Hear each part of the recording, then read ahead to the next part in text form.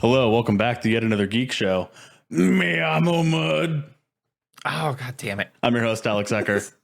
I'm your host, Dalton Munnell. I explicitly told him not to do that. Anyway, welcome back Yeah, I'm going to go ahead to and... this shit show.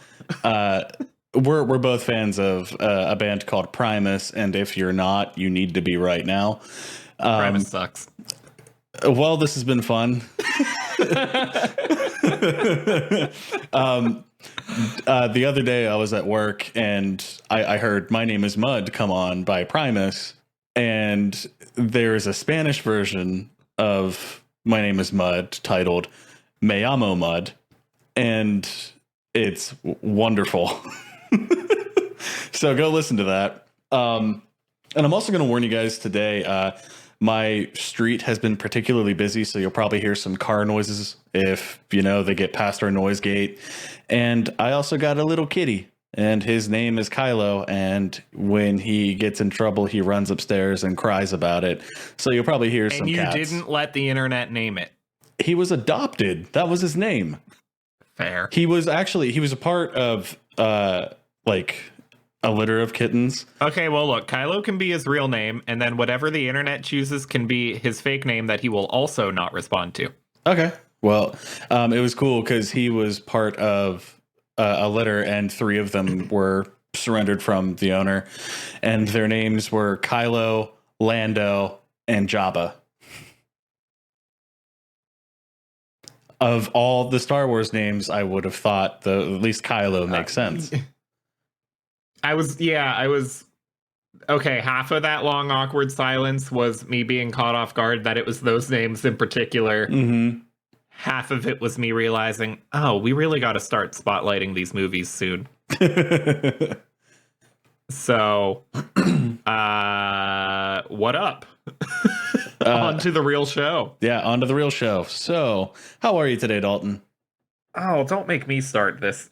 What have you played? What have you watched? Tell me something. What news do you care about? I was trying to be nice and let the lady talk. That was very rude. I'm sorry, Dalton. It was. You can be whatever you want to be, whoever you want to be. Okay, so I started playing a game called Temtem. Go ahead. Since we're putting this on me. Okay. Honestly, though, I feel like I haven't really played enough of this game to talk about it in detail, but I do want to explain the very basic gist that made me want to start it, and then kind of branch that into a topic that isn't really the game itself. Okay. So, Temtem I began playing because this is an MMO on PC with no monthly fee, at least for now. I haven't dug into if there's any further monetization plans or not. But this is basically a competitor to Pokemon. Okay. That can be played on a non-Nintendo platform. And they're not getting in trouble. How? Well, okay, so my topic's going to kind of get there. Because because it's not, don't get me wrong, it's not violating any copyright by any means, but it is also built in such a way that you can't describe the game to other people without using the word Pokemon. Really? So try right now. So describe this game to me without using the word Pokemon. Okay, I'll replace the word Pokemon with the word Temtem. So you start this game and you're just a young boy in a small town living with your mother. No real explanation about where your father is, and you climb out of bed, and it turns out today's the day you go start a journey, and a professor gives you and a little rival a little Pokemon, and you Temtem, a little Temtem. Gives you a little free Temtem. You choose one of 3 little Temtem starters that are all of a different element type. What kind of elements are they? They were not fire, grass, and water. What? Why does that matter? They were not that. And he gives you something like a Pokedex. What's a Pokedex? We'll call it a Temdex. What's a Pokedex? Right, and then he gives you not Pokeballs because they're cards and they're totally not Pokeballs. And you go out into the wild and you catch not Pokemon with not Pokeballs, and then you battle with people who are not Pokemon trainers. You're using the word Pokemon an awful lot when I don't. What's Pokemon? I don't even what. And so that's the gist of what I've seen so far, and I'm enjoying it. But it's bringing me to the question here, which is, how far is too far in ripping off another game? There's going to be unique elements to this game that I haven't gotten to yet, in that it is an MMO. And to be fair, this and Pokemon are not the only monster collecting games per se. I'm playing Ni no Kuni right now, and you collect monsters there, although your character also participates in battle. I played Megami Tensei and talked about it a little while ago on the show, and that predates Pokemon, and that's kind of a demon collector.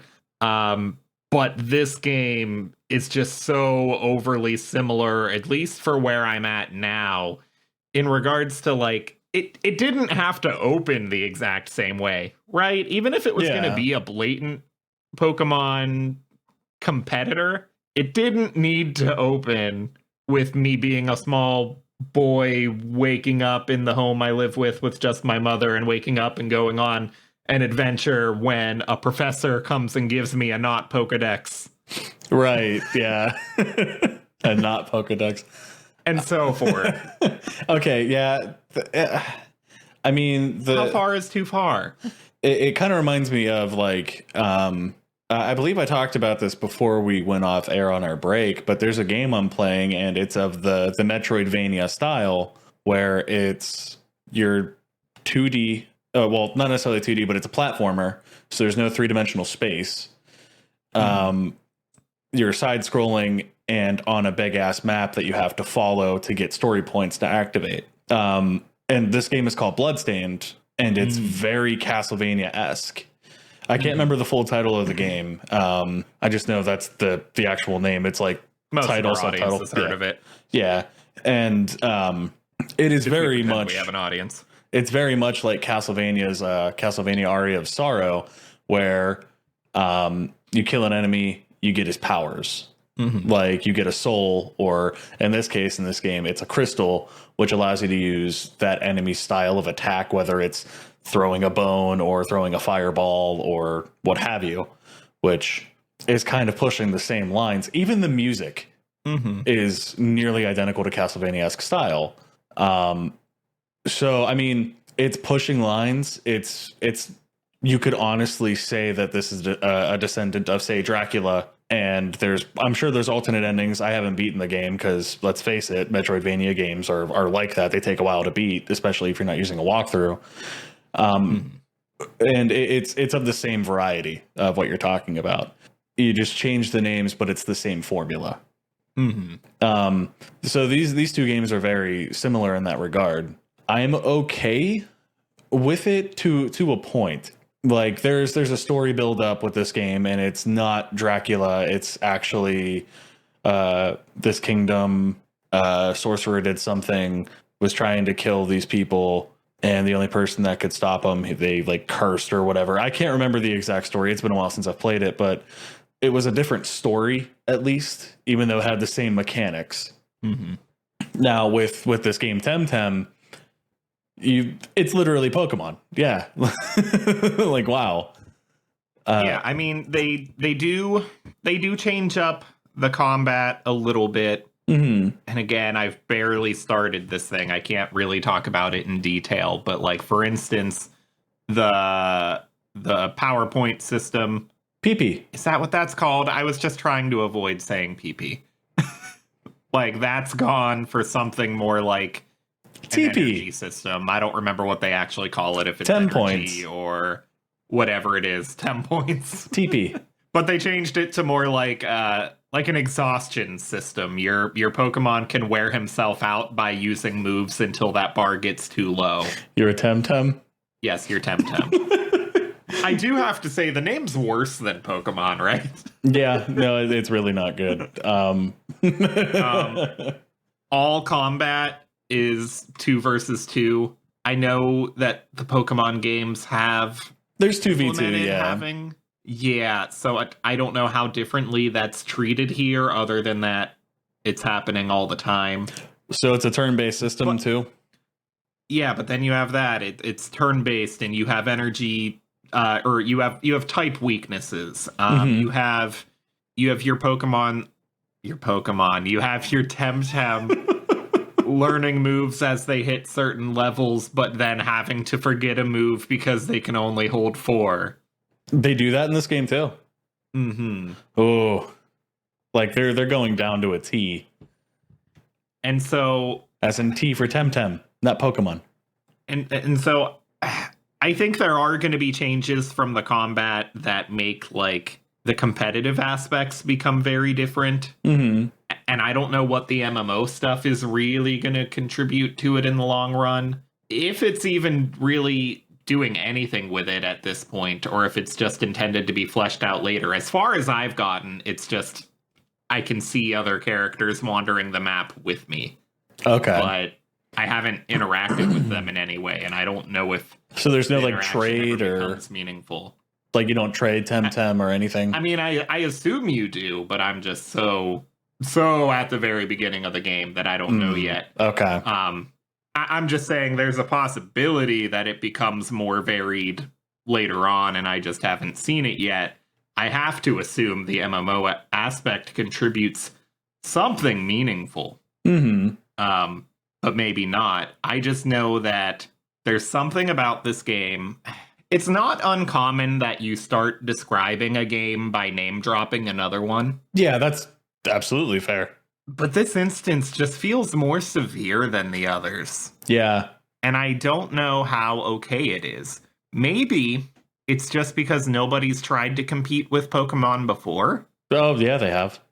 Maybe I would be less bothered by it if Pokemon really had other competitors. Wasn't it Shin Megami Tensei that, like, got in trouble with Pokemon? Megami Tensei is older than Pokemon. Well, yeah, but like there was an actual like giant like lawsuity thing between them and Pokemon, wasn't there? I mean, I'm not familiar with whatever that is, but I played the very first game of the franchise, and the very first game of the franchise was a demon collecting game, so that was there from the beginning. I don't know if there were instances in that franchise where the gameplay became a lot closer to Pokemon. But in any case, even giving like the more mature nature of games in that franchise, like even then I wouldn't say it's competing with Pokemon in any way. Or like Ni no Kuni, which I also said is kind of a little monster collecting game. The general tone of it is still so different from Pokemon that I don't feel like it's trying to compete with it. Is there like more adult themes like blood or less imaginative to the eye, like where Pokemon will be like, this person mysteriously disappeared, but they're actually just dead brutally? Like they'll just be like, yeah, they died in a brutal accident kind of thing. Well, so something like Ni no Kuni feels way different because it's more of a fleshed out RPG for one. Like it's not following the same game loop. Maybe some extent of it feeling different is just that your actual player character is also involved in combat, but it doesn't mimic the Pokemon combat at all. Yeah. You're not going out and catching the monsters by throwing a not Pokeball at them after whittling down their damage. There's aesthetically, it's completely different. Yeah. Ni no Kuni, if you're not familiar with it, is a game that was made in conjunction with Studio Ghibli. Oh, okay. Yeah. So it alternates between like cutscenes that are made by Ghibli and game engine visuals that are designed to emulate Ghibli. Okay. And the story's more fantasy. It's not here's just a regular world and it happens to have Pokemon in it. It's you actually travel to another plane of existence and you're a wizard. So there's a lot that feels different there. And again, Megami Tensei, yeah, you collect demons and they fight for you, but that's the end of the similarities with Pokemon. This game is nothing but similarities with Pokemon. Well, it's funny that we're talking about this because have you played World of Final Fantasy Maxima? No. Okay, so excuse me, still getting over the sickness that's been going around. But World of Final Fantasy is kind of like a Pokemon game. I remember when we went to Replay FX, we met a friend of yours, and we were talking Final Fantasy, him and I, and he said that his favorite game so far of the ones he's played is Final Fantasy or World of Final Fantasy. And I remember like I played it for like 10 minutes and the whole entire thing was just cutscenes. There was like one battle and then another 20 minutes of cutscene, you know? Mm-hmm. I didn't like it like at all. And then I started sticking with it a little more. I'm like, maybe I just have to grind through the beginning of the stupid, exposition. And it's exactly a Pokemon game. You fight with two main characters and you get these things called they're prisms, and they're little glass squares that you throw at an enemy and you catch them and then you can fight alongside them. And something like this is, I don't like it as a Final Fantasy game, but if I treat it like it's a Pokemon game, I'm all for it. Mm-hmm. So like there's that weird sort of aspect too of if you treat it like a different game other than its own franchise, it works. Mm-hmm. So I'm wondering if maybe this Temtem game is still trying to figure out what it is yet. And with more updates, like you're saying, could figure out its own little way into that niche of gaming without being necessarily a complete ripoff. Like I could see like most MMOs, you're given like say, I don't know, a sorcerer, a thief, a fighter, and then like you can like from there they have their own background and origin story. Like with MMOs, usually like they'll have like a pre-tutorial thing where it's like you're in this world and then you get transferred to another world and now you're in the actual game. And like I could see that being kind of hard to do for something like this, but you could totally pull it off. You know. I've seen discussions where people have said they wish this game was a single player offline experience because the MMO stuff so far is so meaningless to the whole thing. Yeah. That they'd rather not be forced to go online and rely on servers. That's fair. Yeah. So yeah, those things that those mechanics of an MMO that might make it stand out from just a Pokemon game, they just don't appear to be there yet. Yeah. And to be fair, Pokemon's only fun when you have friends. Like, not that you can't enjoy a Pokemon game by yourself, but if you want to play with other people, battles and trading are implemented, but that can't be it if that's supposed to help it stand out, right? Because I mean, they were doing that that's what's already there without it being an MMO. Yeah, because like if you think about it, like I could see this being more of a local co-op game. Like, say you and I had our own separate copy of it, and like, not even necessarily local co-op, but like I could drop into your game, or you could drop into my game, sort of situation. Sure. You know, I could see that working a lot better than it being an MMO, and they're at the right work for this genre. Right, exactly, and they're at the right time frame. You said this is a newer game where they can drop all Released the MMO early shit. access last week. Oh, okay. So yeah, especially now they can get rid of that MMO title and make this like a, hey, you can play by yourself or with a party of 4 friends. You know, like, and maybe say make missions where your team of 4 has to split up into 2 groups. One does this, one does the other. You know what I mean? There's more room for creativity, I think, there, even though they're kind of riding off the coattails of something else. Yeah. And again, though, like, this is early access, and I don't know how much of their overall plan they've put out there. I don't know what they've already said, but maybe the intention is that this early access, you know, sometimes early access means 6 months or so, help us bug test. Yeah. Sometimes it means, hey, this is like the alpha stage and it's going to be a completely different game when it really releases in like 4 years. Yeah, absolutely. It could be that they started by building the bones of a Pokemon game, and now they're going to work on the MMO elements. Yeah. Okay. I could see that working too. And it's tricky too, because like Pokemon is one of those games where, it's its definite own thing. but it also incorporates a lot of things that MMOs do, if you think about it. Like in the casino areas in there, hey, buy this Lapras from me. Or it's an RPG where you yeah, technically interact with other players. Right. And I mean, hey, do this quest for me, win a Lapras. You know what I mean? Yeah. Yeah.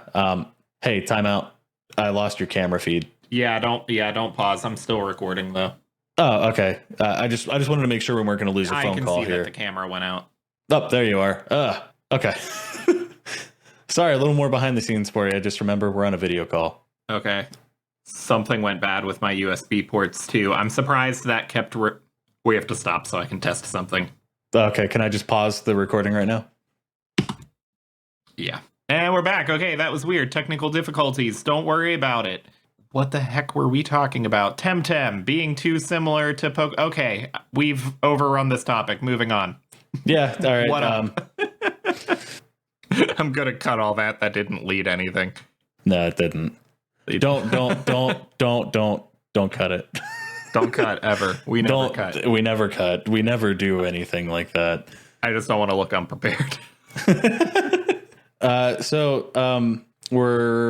Do you have that vague topic you were telling me about off air that you want to bring up right now? Because, oh shit. Oh, my foot just fell asleep. Oh, God. Oh, Lord.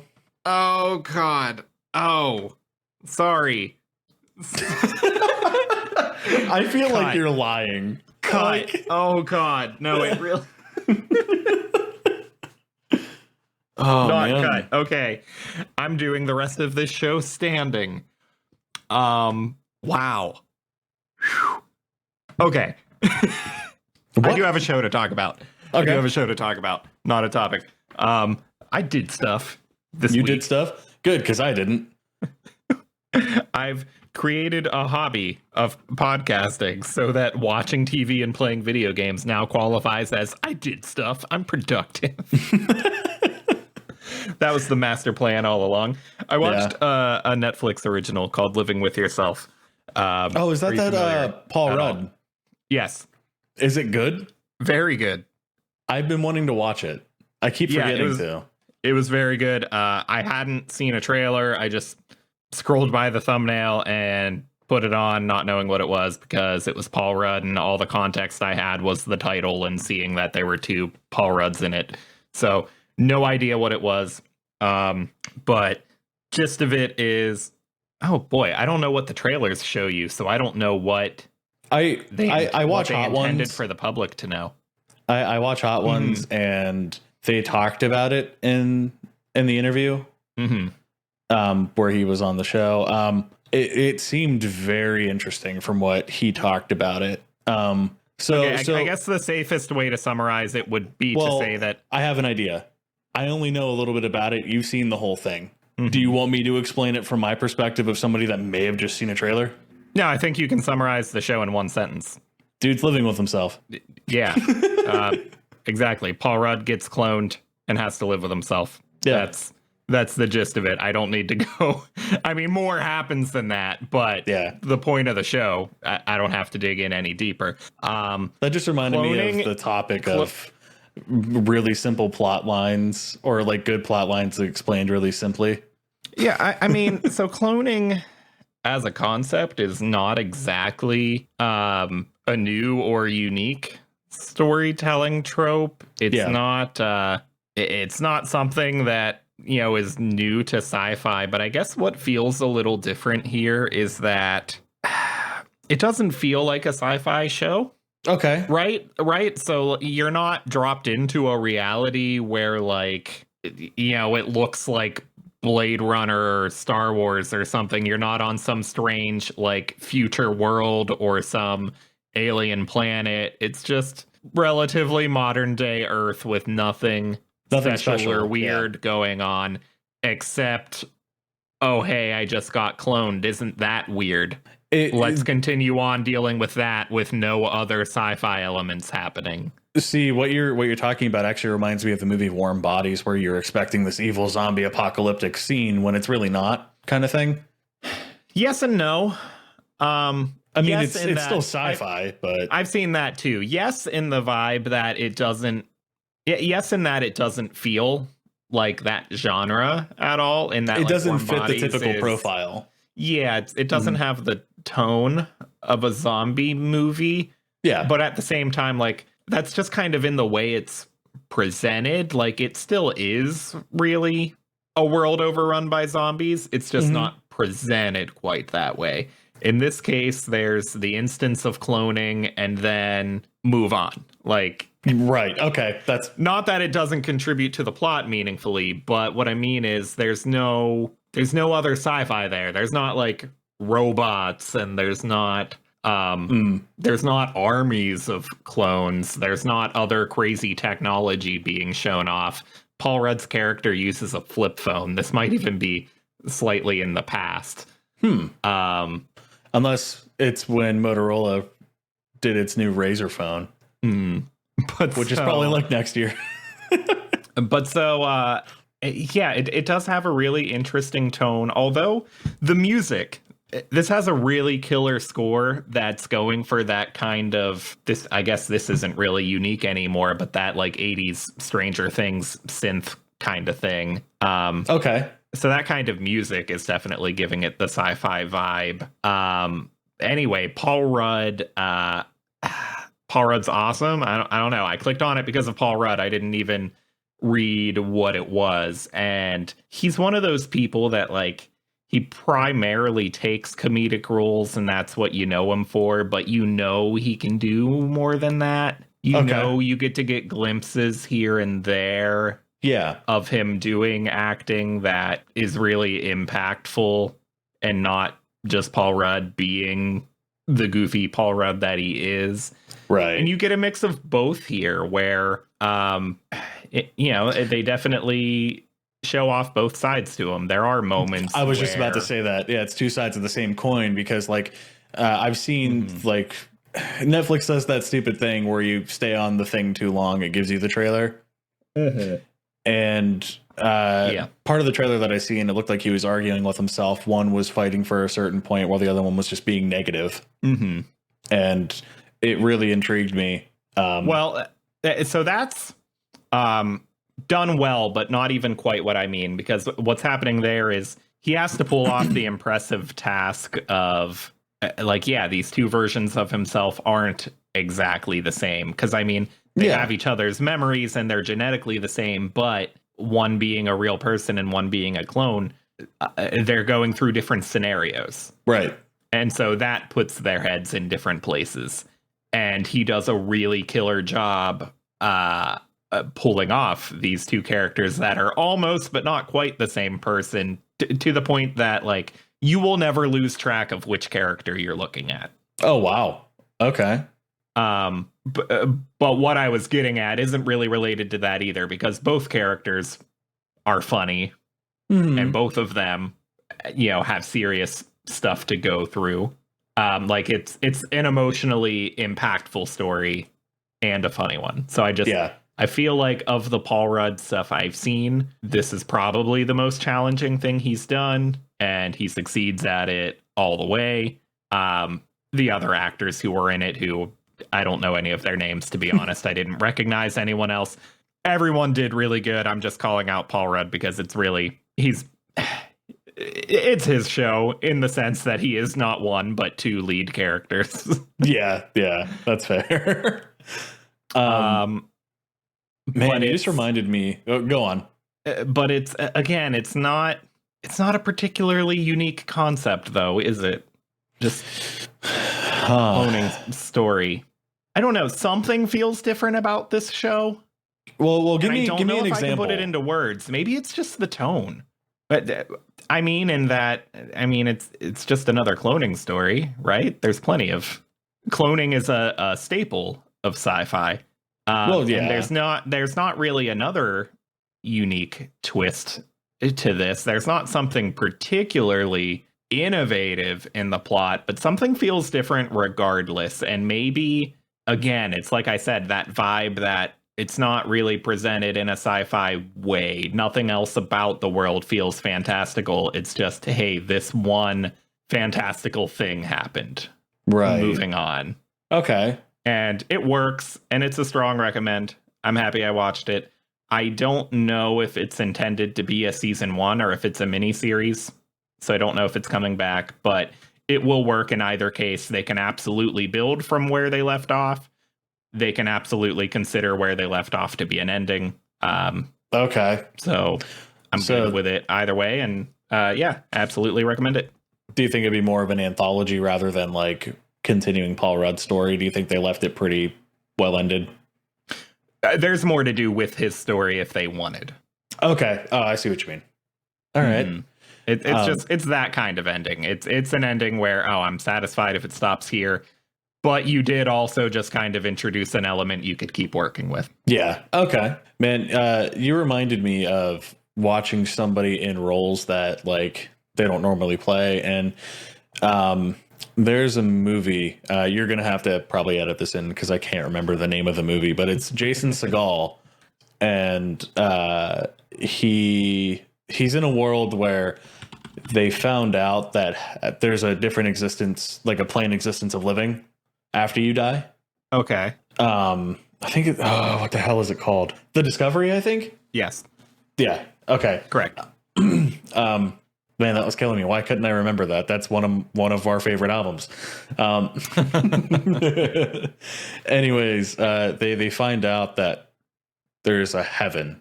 So people start killing themselves to get to heaven. Oh. And I'm going to let you know right now, when I watched, I didn't watch the whole movie. I was, I don't know. It was around the time when my mom died. And like, I kept putting off watching that movie, and I don't know, wanted to start crossing things off of the list of stuff that I wanted to do. And I don't know if it was me per se. Maybe it was just, I wasn't ready to invest time into the movie, but like, it felt boring to me. Its reviews aren't good. Oh, really? Okay. Because like I got maybe a quarter of the way through it and I'm like, man, I'm just not interested. But Jason Segel, like I was surprised seeing him in a serious role because like, I don't know, like I Love You Man, which is another him and Paul Rudd. I was going to say, I've never seen Jason Segel do something particularly serious. He's kind of always Jason Segel. Yeah, and it was really, I mean, there are weird moments where he needs to be legitimately emotional and not just funny. Dude, but even before, like, because I mean, I won't lie, sometimes talking about like the death of my mom can be a touchy subject for me, you know, just depending on the day. And hey, I'm allowed to feel that way. That's everyone's prerogative to feel how they want to feel about certain emotions. But like even before my mom passed away, there's a particular scene in How I Met Your Mother. Should we give a spoiler warning here for people who are watching it? Nobody cares. Yeah. How old is that show anyway now? Like over a decade? It must have ended like 5 years ago, right? Easily. So it's like a decade and a half old. Oh shit. Wow. But the scene where Marshall's dad dies and he gets the news, that almost put me in tears every time I watched it. Like, because like you just see this happy-go-lucky person, which honestly I feel like Jason Segel kind of is. He just seems like that kind of happy-go-lucky, hey, fuck it, whatever.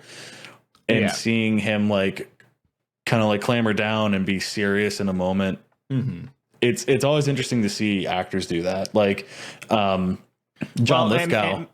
And maybe it's a little insulting when I comment that, this actor who's known for comedy also does really good emotional acting, because it turns out most funny actors can also do that. Yeah. And it often happens in their comedy movies anyway. Like most comedy movies, especially like romantic comedies, which I think Jason Segel and Paul Rudd both do plenty of. Like those still those have a beginning and a middle and an end, and there's a climax, and you know their character desires something and they achieve it or they don't, and there's an emotional arc, and they have to do stuff that makes you feel some kind of way, except for amused. So there's hints of it all over the place that that we should be noticing. So it's not like it's some deep secret, like, oh, by the way, did you know? Right. that Did you know this Seagal's guy's also actually really good. sad? Yeah. And maybe I also accidentally implied there that being funny on screen wasn't a skill. So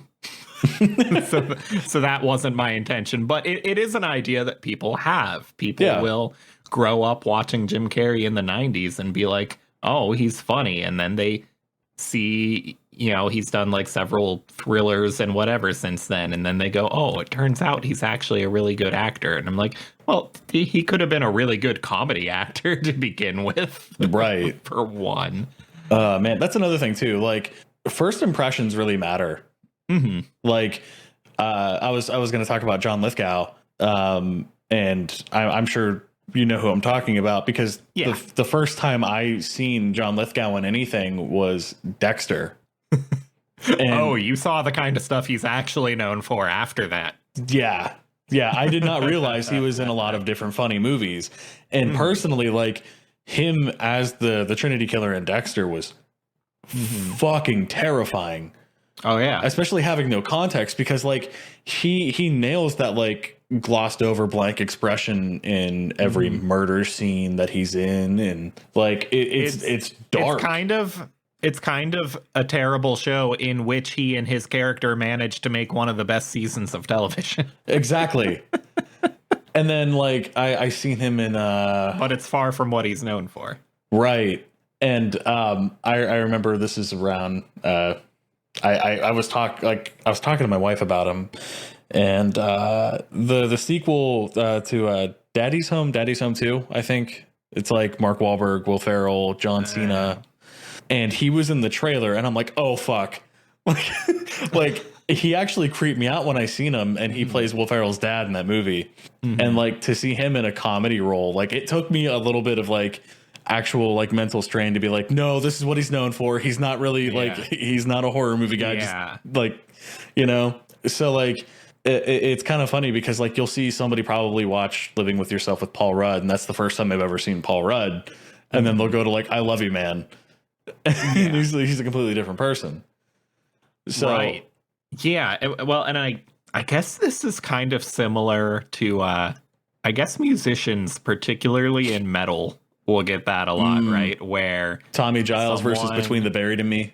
Yeah, where you'll hear these two completely different things that some metal artist does. And there was even in the mid 2000s, maybe late 2000s, there was even this weird trend where like every heavy band would put like one song on an album that was just randomly like acoustic stuff. Yeah. Like I was just listening to an old Chelsea Grin album that did that. Like it's all like straight up intense deathcore for several tracks, and then all of a sudden, oh, here's a weird acoustic track in the middle of the album just to prove that we're sophisticated enough to do it. Yeah.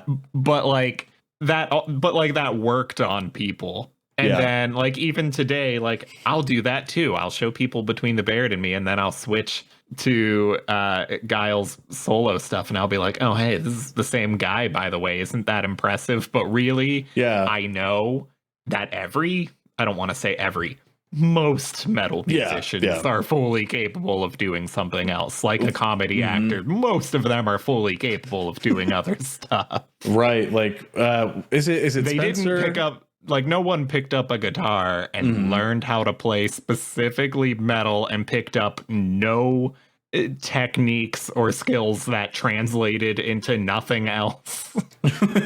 Yeah, fair enough. Like Spencer, is it Spencer Sotelo and Misha Mansour from Periphery that do their own separate like electronic stuff on the side? Don't they do one together though? I think so. I want to say they do. I can't remember 100%. But yeah, like, and that's another big thing with like first impression, like, oh, it's Between the Buried and Me. Oh, I didn't realize their lead singer had a separate thing. And then you like listen to like Blueberry Queen, and you're like, why does it sound like Tom Waits? Like, man. And like the kind of like almost weird Tom Waits. Almost too weird for me, and I listened to Between the Buried and Me. So. Oh, that's funny. Yeah. Oh, it is a strange thing. You have anything else to talk about? Man, I just kind of want to talk about music now. Like, I am gonna lie, I just kind of want to. If you've got nothing, I've got another topic here. Go for it. Okay, so this is another one of those things where I didn't consume the media in question, but I know enough that it led me to a particular discussion route. So, Okay. Detective Comics television shows. Oh, shit. Go on. Specifically their CW shows, the Arrowverse. I don't watch these.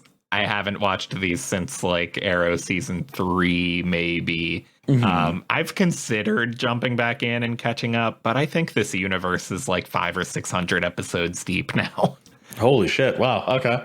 And I just want to talk about something really unusual they did recently where, okay, so Marvel and the MCU started this phenomenon of other people trying to do this universe thing and it consistently not working, and Marvel being the only people that understand how to do it.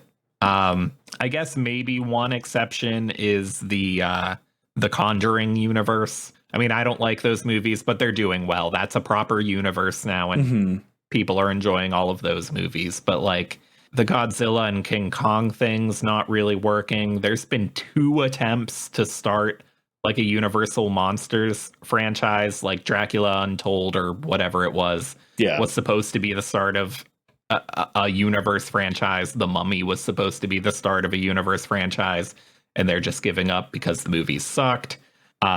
Sony thought they were going to do that with just Spider-Man, and I guess technically they're still trying.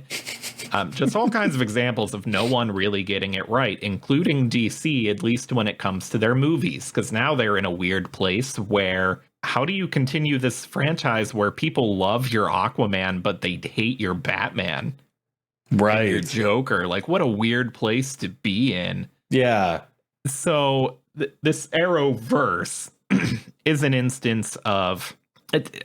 I guess you could say it works. People are watching it. It's successful. It's hundreds of episodes deep and several TV shows involved, but of severely varying quality. So with that caveat, there are people that care enough to stay caught up, but like at the end of the day, they're CW shows and they're not great. But here's the interesting thing that just happened. Okay. Every year for a while now, these Arrowverse shows will do a big crazy crossover event where they try to squeeze as many of their characters into one story as possible. And they do crazy things with time travel and alternate universes and whatnot. But this time around, they did, I think they called it Crisis on Infinite Earths. And it suggested a multiverse where they tied in basically everything DC has ever done into a multiverse, though, not a universe. Okay. But this multiverse now officially contains things like the 60s Batman and the Burton Batman. And there's a universe where, I'm drawing a blank on the name. Who's the guy that almost always voice acts Batman? I'm embarrassing myself right now. I'm so sorry. Oh, shit. I can't continue living if this name doesn't come to me. Kevin Conroy. Is that it? Yeah. Okay, there's a universe now where he plays a live action Batman, and like, and then like the characters from like Titans, the shows that are on DC's streaming service, like those are part of it now. And actually, the movies, like the current movies, are part of it now because they included a scene where the movie Flash, where Ezra Miller meets their TV show Flash, which kind of surpasses what Marvel's done in crossing over, because I know the plan's a little different now that Marvel TV is under Kevin Feige, but up until now, Marvel TV shows were, they're technically in this universe, but really just in name dropping occasionally the big events of the Marvel movies. There weren't characters really, with very, very little exception, there weren't characters being created in TV shows and then showing up in the Marvel movies. Right. Right. It was to the point where people still argue to this day about whether those shows are canon or not. Right. So point being, DC, they just made a giant melting pot. They seem to have given up on the universe idea. Yeah. In that they're still continuing on with this instance of Wonder Woman and Aquaman and Shazam, maybe Superman, but like they're giving up on that Batman and they're starting up a new Batman franchise. Right? So it seems like... Oh, okay. I see where you're going. Okay. It seems I thought you were going to try and say they literally threw everything from every different era that they've rebooted in. Well, yes and no. So realizing that they were rebooting Batman, I started to think of like the approach that Fox took with X-Men, where continuity kind of went out the window and we're just going to tell whatever story we feel like telling right this moment, whether it makes sense alongside our other movies or not. Right. So and those then just movies, say time travel is the canon aspect. Well, frankly, that didn't even work. When Days of Future Past came out, people kept saying, oh, this solves the continuity issues. No, it didn't. First Class created issues. Days of Future Past created issues. Every movie after that created issues, because in reality, what was happening was it's kind of the James Bond thing where there just wasn't a continuity. They were, let's just tell another story and maybe let's pull an actor from this movie. Maybe let's not. Maybe acknowledge the events of this movie. Maybe let's not. Contradict whatever we feel like. Bring back whatever we feel like. And don't worry about it. And just make these movies work on their own if you pretend it's the only mutant movie. Okay. And so I was kind of thinking, oh, is that the approach now? Right? Because they're not talking about another Justice League. There's no more Ben Affleck Batman, but like we're still getting Wonder Woman and Aquaman. Is the idea now that like, don't worry about whether there's a universe. Make it up as you go along. If we want to throw a Batman into a Wonder Woman movie in the future, then screw it. Let's do it and not worry about history with the previous Batman. Treat every movie as its own continuity, kind of. Yeah. I thought maybe that was the idea. But then they went and introduced this multiverse.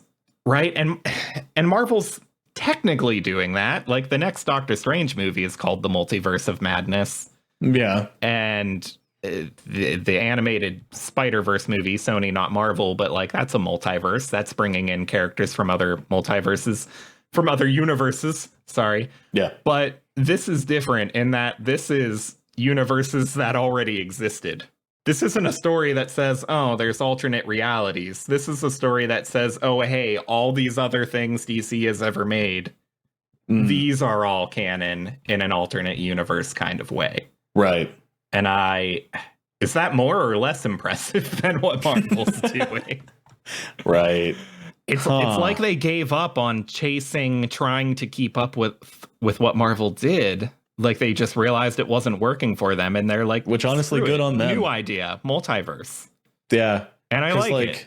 I like it. It's a different idea. They no longer have to deal with people like me saying, "Oh, you're trying too hard to keep up with what Marvel's doing," without having the patience to do it right. Yeah, and I kind of like the way that like there's a certain freedom in DC.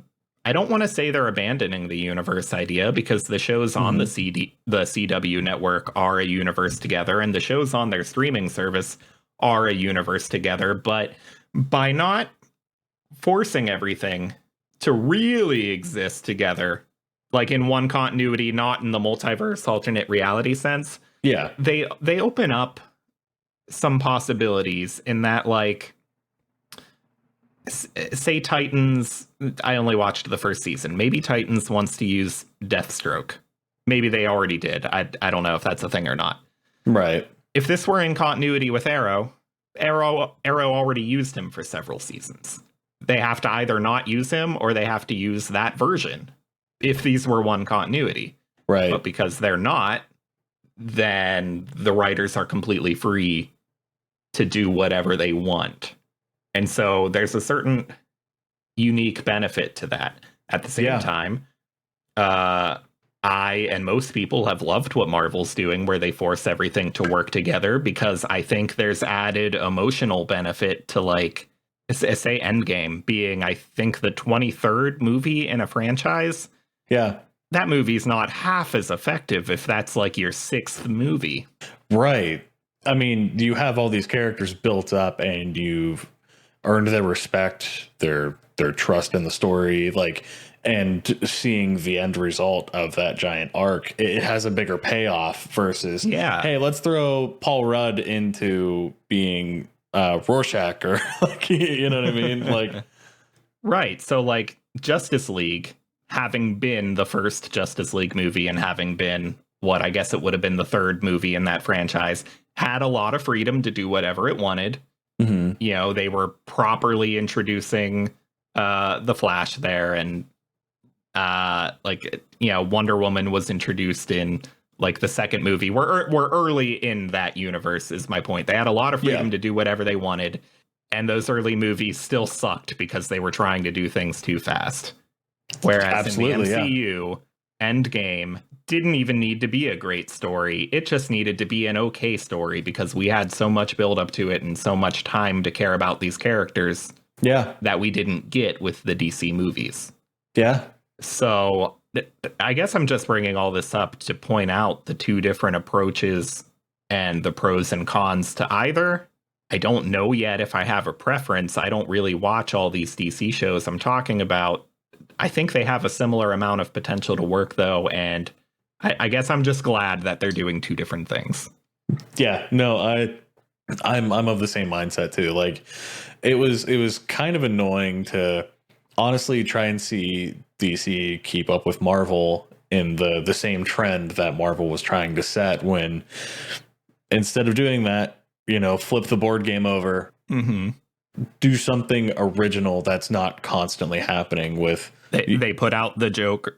They put out Joker with no restraints, and it ended up being the best movie they've made since 2008. Have you seen it? Joker, yeah. During our break, we ended up not having a good time to talk about it. Yeah. I still haven't seen it, and I've been saying for the longest time, like, I'm just not interested. But I don't love it, but I don't love any DC movie that's come out since 2008. So right, okay. And it made them over $1 billion, so obviously people liked it. Fair. Okay, maybe I'll have to reconsider my thought. This upcoming Batman movie has the potential to be great, and they got there by disregarding what they've been doing so far and saying, screw the universe thing, let this writer do whatever story they want to tell.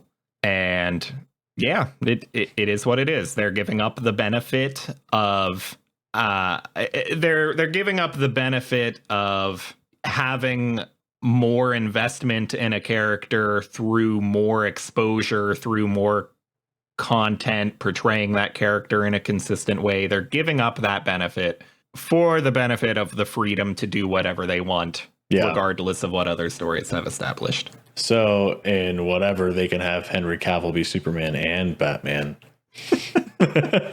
They can play with dumb things like that with a multiverse idea. Screw it. They can. I mean, there is a character in the DC universe that's half Superman, half Batman. I don't know if you knew that. And they can do whatever they want. And frankly, they can do, like, Joker was hypothetically a one-off. They could go ahead and do what the animated movies have. No, that was going to be correct. I was going to say do what the animated movies have done, in that they'll grab random stories from the comics and just tell that story. You could tell, like, Superman Red Sun. It was going to be incorrect of me to say that about the movies, though, because the animated movies, because they've been, sometimes the animated movies are one-offs. Sometimes the animated movies are a universe together. Yeah. But in any case, it's an option now. They can just tell whatever story they want. Joker was Todd Phillips just walking into some exec's room and saying, hey, here's my Joker idea. Do you want it? Yeah. And since they were no longer strictly doing the universe thing, they said, yeah, sure, why not? So someone else could wander into there and say, hey, here's my idea for a Blue Beetle movie. I don't know. Do you want it? Yeah. And they can say yes to anything. Or a what if story. Like, What if the I was going to say actors Red Son. were Let's not tell live any more action? evil Superman stories. I'm over that. But What if we got all the voice actors to be in a live action movie? I just want to see Mark Hamill dressed as the fucking Joker. Let's. it is a shame that we haven't seen that, right? Right. There is Mark Hamill playing a live action trickster in the 90s Flash show. What? And you should absolutely watch that. Is it bad? It's him doing the Joker in live action before he became the animated Joker. Here's the thing. Like, I love voice actors. That's one of my things I'm passionate about. I actually considered doing voice acting for a while. Who knows? I might. But I can only imagine, knowing what you've told me, just him doing the Joker voice, I can only imagine that there's this weird face he has to make every time he does the Joker voice. Like, I don't know. I could just picture it in my head, and like that's just like the perma face that he has to stay with. Yeah, for like the entirety of a movie if they actually do it. Oh, yeah. Anyway, I'm still genuinely thinking about trying to catch up on these DC shows. For what it's worth, I think the multiverse tie-in, maybe there's exceptions to it, but I think it consists entirely of cameos. So it's not like, I've said before how much of a stickler I am for starting franchises from the beginning, but watching this just because of the multiverse stuff doesn't mean that I need to catch up on Smallville and the 90s Flash and everything Kevin Conroy's done and 60s Batman. It doesn't mean I need to do all that. I'm pretty sure everyone just had one scene cameos. Okay. So you can could basically get like a Cliff Notes version if it actually continues. So you can just watch the stuff that is strictly Arrowverse, which again, though, as I said, is something like 500 episodes deep. Good luck starting that from ground zero, buddy. So I am not taking that trip with you. We'll see. I probably won't. I'll probably watch like one season of Arrow and then remember that it actually sucks and then give up. But fair. Until then, same bat time, same bat channel. Thanks for listening, guys. See you next week. Same bat place. See you next bat week.